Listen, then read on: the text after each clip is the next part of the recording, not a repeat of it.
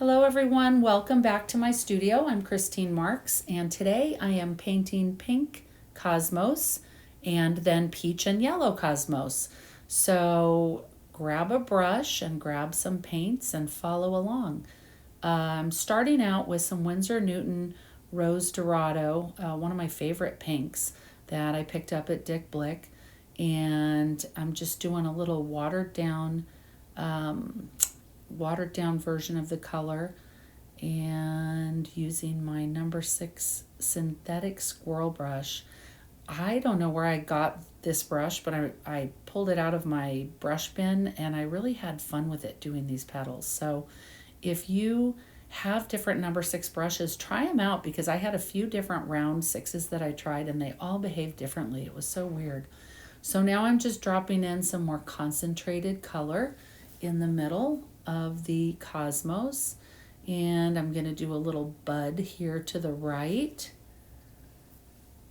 And I'm sorry I'm so close. I'm actually glad that I'm close because you can really see the brush strokes and what I'm doing, but usually I'm a little bit further back. This was a smaller pad of paper that I was using, so it kind of shocked me how close my camera is to my hand, but I was not unhappy with the video when I was done, and I was really happy with the finished painting. So I'm posting it, but just do a few more little 5-petal flowers, and I try to change the direction. The one on the left is straight on, and then one kind of turned to the right, and you don't want in flowers, I don't think, to have perfectly symmetrical petals. It just makes it look so not real.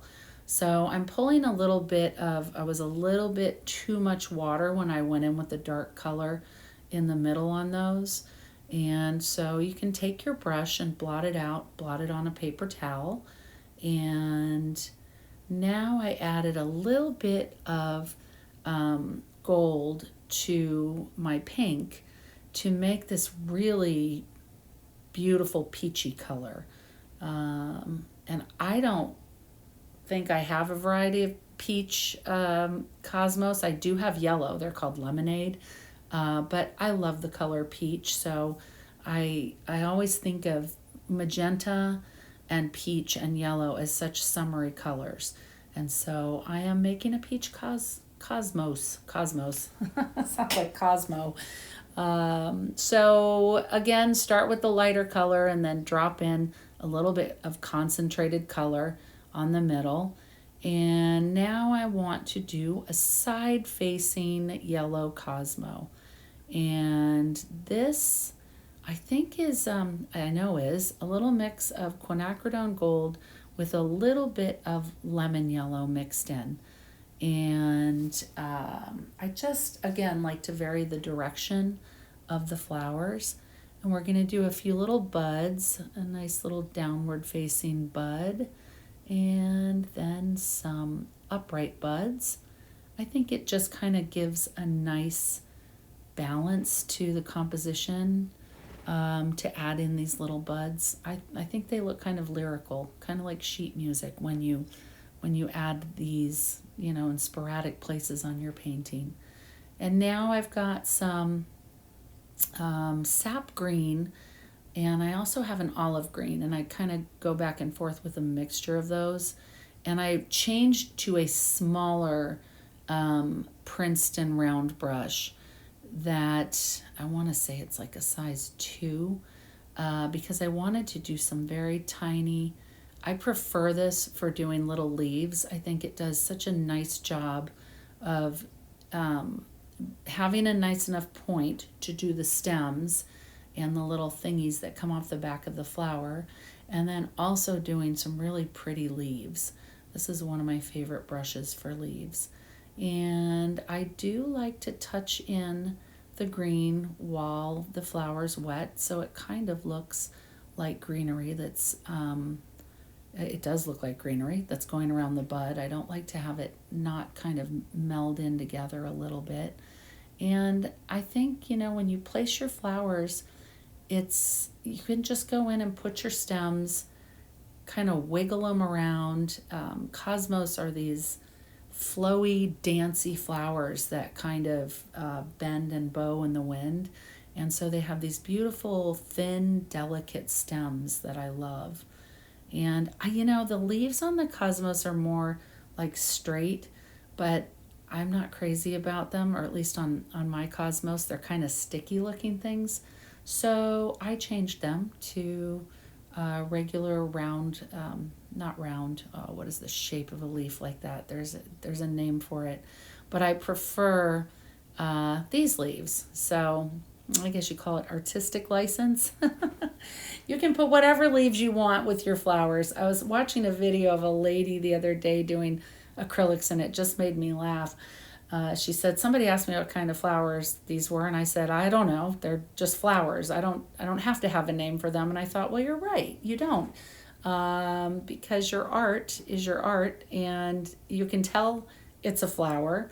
And even if you couldn't, it could be abstract in a sense. So that kind of resonated with me. Anyways, I like to kind of put the leaves, kind of dance them around and fill in some of the empty spaces.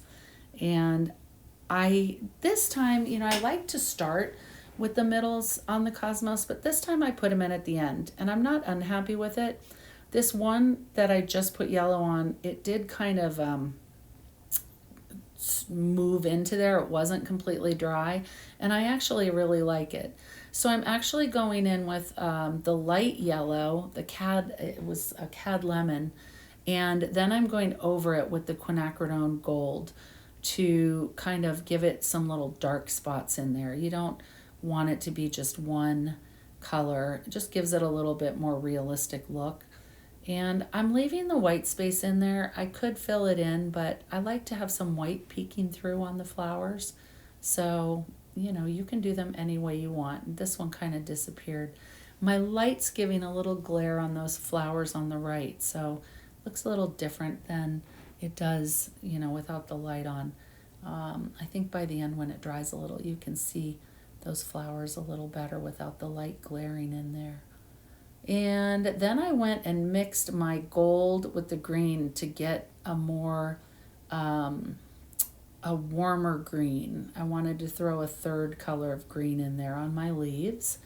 And, I just kind of, again, dance around with where you want if you see an empty spot, which, it was looking a little bare up there, I just kind of go in and put them wherever I think they're going to add to the painting. And like I said, I like to mix or have at least 3 different color greens. It just adds visual interest to your painting rather than if you go through this whole thing with one green. And you can dance around the page and put them where you want.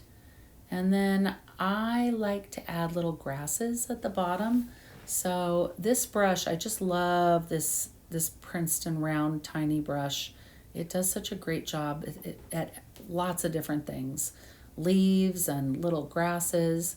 And so now I'm just taking all the different greens that I have mixed on my palette and kind of dancing them around the bottom there. I don't really want to paint a background in today. Sometimes I paint in some blue, but I like these the way they are. Now, I don't usually do this. I'm going in and adding some detail at the end. It's really hot here, like I think it's really hot everywhere in the United States today. So this was drying really quickly. And I'm just taking some pure quinacridone gold and putting in some lines on the flowers and, a little bit of detail on the flowers and also on the stems. It just looks so nice and gives another dimension to the painting when you come back in and do a few details at the end.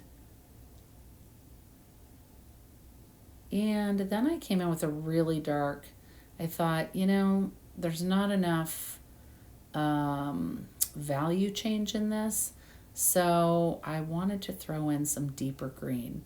And I'm coming back in with the pure Rose Dorado, a nice nice dark mix of it.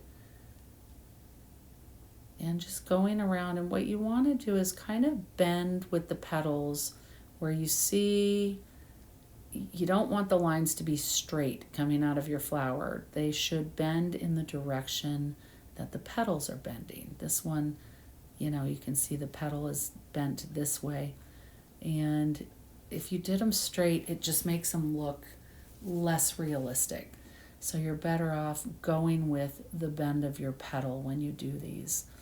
And I don't want to fill the whole thing in and make it, illustration or cartoon-like, but I do want to put some nice little details here and there.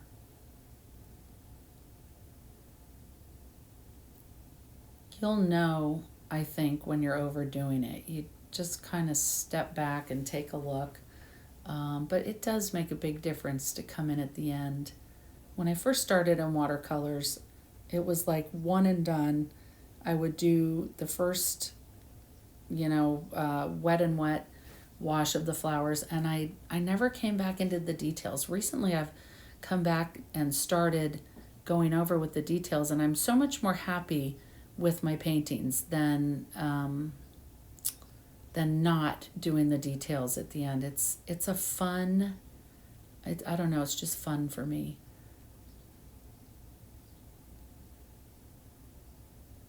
There we go. And a little bit more green. I'm just coming back, and sit back from your painting, take a look and see what you think needs a little touch up.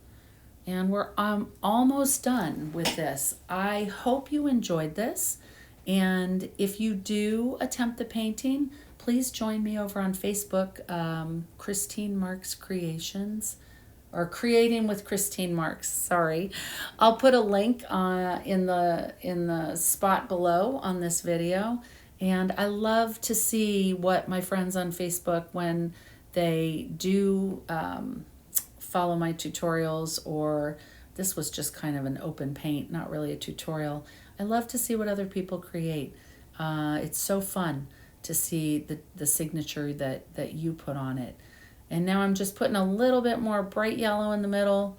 Take a step back from your painting. It's like, kind of faded away. And a little bit more. I could putter all day long, but this is it. So I hope you liked it. Have a wonderful day.